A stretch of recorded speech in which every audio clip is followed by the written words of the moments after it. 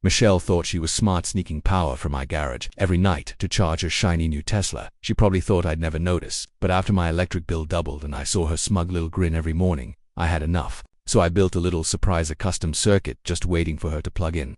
What happened next made the whole neighborhood gasp. When Michelle first moved into the house next door, she seemed like the perfect neighbor. She was in her early 40s, always wore crisp blazers, and had that polished, confident air about her, the kind of person who always got what they wanted without asking twice. She introduced herself with a big smile and a firm handshake, complimenting the neighborhood, the trees, the RAV, my front yard hedges. "I'm so happy to be here," she said. "It's such a peaceful little street, no drama, right?"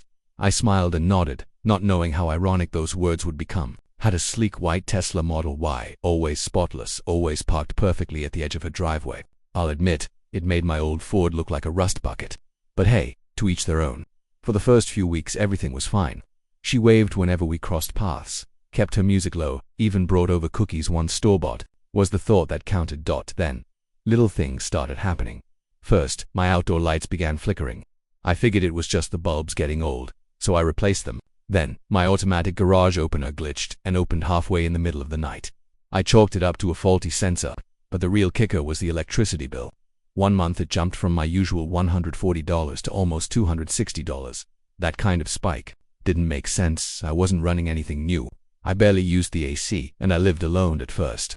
I thought maybe there was a problem with the meter, or that someone had made a mistake at the power company. I even called them and they politely confirmed that the numbers were accurate and consistent with a spike in overnight power draw. Overnight that caught my attention. I wasn't even awake at night, let alone using enough electricity to double my bill. I started paying closer attention. I installed a basic usage tracker to see when the power was being consumed, and sure enough, almost every night between 11 p.m. and 2 a.m. there was a huge draw, like clockwork. But inside the house, I had nothing running except maybe the fridge and the porch light. It didn't make any sense until I remembered something a week earlier. I'd noticed a long orange extension cord running from Michelle's porch. I didn't think much of it at the time, assuming maybe she was doing some backyard lighting or work. But now, something felt off. Why would my power usage spike only at night, and at the same time she happened to be running that cord? I decided to stay up and find out for myself.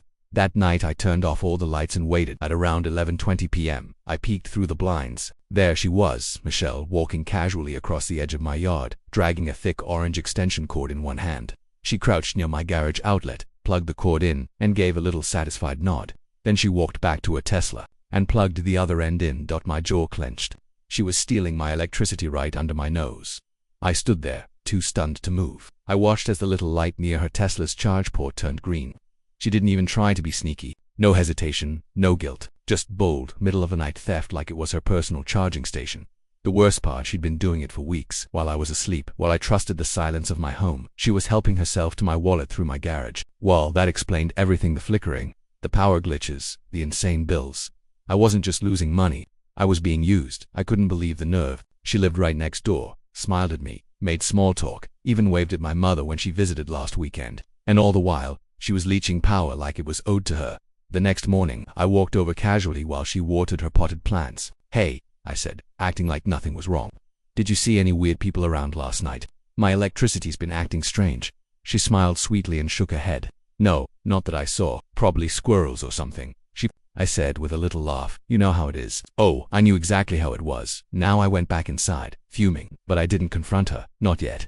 I needed a plan, not just to stop her, but to make sure she couldn't play dumb or get away with it again. And I wasn't about to start some neighborhood war without a little proof or a little payback. No, I was going to play it smart. I'd been an electronics hobbyist for years, just as a side gig. It was time to put those skills to use. This was going to be more than just a warning. This was personal. After confirming that Michelle was stealing my electricity, I knew I had two choices. I could march over there, yell in her face, and demand she stop, or I could be patient, quiet, and calculated. I chose the second. Yelling would just give her the upper hand, a chance to deny everything or claim it was a misunderstanding. But I wanted her to feel the consequences. That meant creating a solution that would teach her a lesson, one she wouldn't forget. I spent the next few days pretending nothing had changed. Every time I saw her outside, I smiled. She smiled back. It felt fake now, like watching someone play a character in a movie. She didn't know that I'd seen everything. She had no idea I was already working on something behind the scenes. It made me want to laugh, honestly. Her boldness was impressive, but her confidence would be her downfall. Back in my garage, I pulled out an old toolkit and started sketching out a circuit design. I'd been tinkering with electronics for years, just as a hobby, but I understood enough to design a trap. Not something dangerous, of course. I wasn't looking to damage her car or hurt anyone. I just wanted to stop the theft and send a message. The goal was to create a smart circuit that would cut the power and trigger a small surging that would fry the Tesla, but enough to activate its internal safety system. You see, Tesla vehicles are built with sensitive charging components. If the voltage suddenly drops or fluctuates in an unexpected way, the car automatically shuts down charging and displays a warning. In most cases, it locks out charging until the system is manually reset either through the app or by visiting a dealer. That was exactly what I needed. A minor inconvenience for her, but a major wake-up call. I got to work. I ordered a few extra components online, nothing fancy. Just a voltage sensor, a relay switch, and a timed current interrupter. Within a few days, everything arrived. I stayed up late that night in my garage, assembling the device. It felt like I was building a little piece of justice. I soldered wires, double-checked connections, and tested the system using a portable power strip. After several dry runs, I fine-tuned the timing. The device would allow a charge to run for exactly 10 minutes, then break the circuit with a simulated spike before cutting the power completely. By the time the sun came up, it was ready. The next challenge was installation. I couldn't risk her seeing me modify the outlet. She'd get suspicious, so I waited for the perfect moment. 2 days later, she went out for brunch with friends and left her driveway empty. That was my window. I popped open the outdoor outlet cover and swapped in the rigged unit. It looked normal on the outside, no wires sticking out, no strange parts, showing just a standard plug ready for use. That evening I waited. My phone buzzed with power monitor alerts, and I watched the data climb slowly between 11:20 and 11:30 p.m. right on time. I peeked through the curtains. Michelle appeared with her orange extension cord, just like before. She didn't look nervous, didn't even glance toward my house. She was too comfortable, too confident. She plugged the cord into my outlet, then into her Tesla, and walked back inside without a second thought. 10 minutes passed. Then came the moment from where I stood. I heard a pop, soft but clear. A flash of light blinked from the socket. Then the Tesla beeped loudly, once, then twice. The green charging light turned red. I saw Michelle's porch light flick on. A few seconds later, she stormed outside in her pajamas, looking confused. She rushed to the car and tapped on her Tesla app. Nothing. She unplugged and plugged the cord back in. Still nothing. Her face twisted into frustration. She crouched near the charging port, poked around, and looked back at my outlet like it had betrayed her. I watched her try again, no change. The system had locked her out, just as I planned. I sipped my tea, barely able to hold in a grin. The next morning, her Tesla was still sitting in the driveway, untouched. Around noon, a tow truck pulled up. I watched from my kitchen window as the driver carefully loaded the car. Michelle stood nearby, arms folded, clearly irritated. She didn't see me watching, but I saw her. I saw everything. Later that evening, there was a soft knock on my door. I opened it to find Michelle standing there with a tight smile and a folded piece of paper. She handed it to me without saying a word. I unfolded it. It read, "Can we talk?" I looked up. "About what?" I asked, pretending to be puzzled. She hesitated. "I think there's been a mix-up." "Not sure what you mean," I said plainly. "Everything seems normal over here." Her smile twitched, and I could tell she was trying to read my face, but I kept it blank. After a few awkward seconds, she muttered, "Never mind," and walked away. I shut the door and leaned against it, breathing out a slow, satisfied sigh. She knew something happened, she just didn't know how. And that was exactly how I wanted it. The next few days after the incident were oddly quiet. Michelle didn't come over again. No more notes on the door, no fake smiles from across the driveway. She avoided eye contact when we both happened to be outside. For the first time since she moved in, she wasn't trying to make small talk. Something had shifted, and I knew exactly what. I didn't see her Tesla return for nearly a week. The driveway sat empty and she started taking Ubers to work. I spotted her standing at the curb one morning, sunglasses on, arms folded, looking annoyed as a silver Toyota Prius pulled up to pick her up. It was a subtle victory, but a satisfying one. She looked like someone who was used to getting her way and clearly wasn't used to getting outsmarted. In the meantime, I added a lockbox to the outdoor socket just to seal the deal. It wasn't anything complicated, just a metal cover with a key lock, the kind contractors use to keep clients from messing with their setup. The moment it was in place, I knew there was no chance she'd try it again. But I wasn't just doing this for protection. I was sending a message: you don't get to use me and walk away like nothing happened. But even with all that satisfaction, I wasn't completely relaxed, because people like Michelle, they rarely let things go. A week after the tow truck hauled her car away, I noticed her walking around the side of her house, phone in hand, glancing toward my garage. She didn't see me watching from the kitchen window, but I could tell she was up to something. She wasn't just walking for fresh air. She was inspecting, snooping probably, trying to figure out how I'd rigged the outlet or if I'd installed a camera. She wanted answers, but I wasn't about to give her any that night. I reviewed the footage from my own security cameras. Sure enough, there she was at 11:14 p.m., creeping just a few feet into my yard, pretending to be looking at her plants, but her eyes were locked onto the outlet box. She didn't touch it, but she definitely wanted to. I didn't confront her. I just waited. A couple days later, I caught her speaking to a man in a maintenance van parked outside her house. He wore a badge and a tool belt, probably a private electrician. I watched from behind my curtains as they walked the edge of her yard and pointed toward the property line. Then, with a bit too much energy, Michelle pointed directly at my outlet. The guy nodded and took notes. I couldn't hear what was said, but the body language said enough. She was trying to pin something on me. Maybe she wanted proof that I'd tampered with her car. Maybe she was planning to call the city or make a complaint. Either way, it made me tighten my plans. I printed out a few of the still images from my security footage, specifically the one where she plugged into my outlet. I filed them in a folder labeled Insurance Property Theft Evidence, just in case. Then I did something petty but legal. I installed a brand new sign on the side of my garage, right above the outlet box. It was simple and straightforward. Private property. Unauthorized access. Will be reported. I made sure it was bold and visible from her porch. The next morning, I found her standing across a driveway, arms crossed, staring at the sign like it had personally insulted her. I walked out, coffee in hand, and gave her a cheerful morning. She didn't reply. Another small victory. Still, I wasn't quite ready to let my guard down. One morning I noticed something odd. My smart meter installed by the electric company had logged a short spike at 2:03 a.m. It wasn't long, maybe 2 minutes tops, but it was a sudden draw, like something had been plugged in and then yanked out quickly. I reviewed the camera footage, but oddly, nothing showed up. Either it happened too fast or someone had stayed just out of frame. But my gut told me it was her. I called the electric company again, casually asking if they could send someone to check the line. I didn't tell them about Michelle. I just said I'd had some unusual activity and wanted to rule out a malfunction. A technician came out the next day and ran a few tests. As expected, everything on my side was clean and properly installed. But after he left, something strange happened. That evening I found a small flyer tucked into my mailbox. No envelope, just a folded page. It was for a local HOA meet I'd never heard of. I didn't even know our block had a homeowners association. And at the bottom, in small print, it read, "Submitted by Michelle, our community outreach coordinator." I laughed out loud. So this was her next move: try to build influence in the neighborhood, gather allies, maybe find a way to regulate power usage through some newly imagined rule. Michelle wasn't going to let it go. She was going to keep coming at me in subtle ways. Passive-aggressive tactics, sneaky maneuvers, hidden complaints, anything to avoid admitting that she was in the wrong. I wasn't worried though. I had proof. I had my setup locked down. And now I also had a healthy amount of skepticism toward every HOA notice that landed on my porch. It wasn't over, but the game that had changed.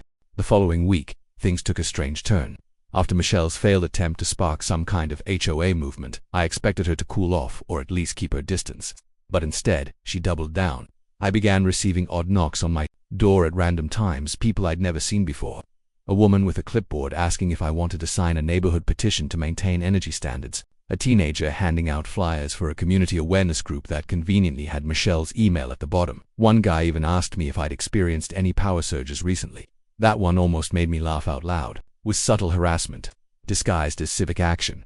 She was trying to poke the bear, hoping I'd get frustrated, lose my temper, and give her the drama she needed to play the victim. But I wasn't going to give her the satisfaction. I smiled, politely, took the flyers, and closed the door every time. And when I got tired of the interruptions, I installed a no soliciting sign and a Ring doorbell cam. If Michelle wanted a war, she'd have to play it alone. But just because I wasn't engaging didn't mean I wasn't watching. I noticed that Michelle's Tesla had returned from the shop this time with a brand new charger. I could tell it was different because she had mounted it on a stand in her driveway with a portable battery pack beside it. Probably expensive. Probably a hassle to install. But clearly she'd learned not to mess with my outlet again. Still, something didn't sit right. One evening, around 11 p.m., I noticed that her lights were off and her car wasn't charging.